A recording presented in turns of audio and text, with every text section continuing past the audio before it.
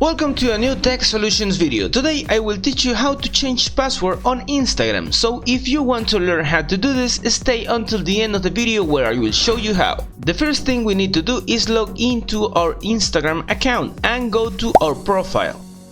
Once we are on our profile, we need to tap on the three bars in the top right corner.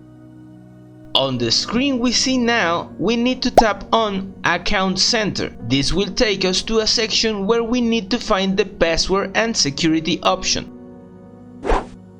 We will tap on that and then tap on the Change Password.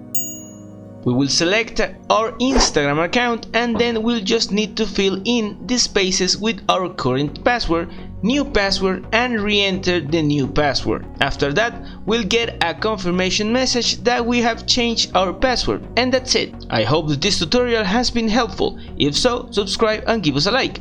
I will see you in a next Tech Solutions video.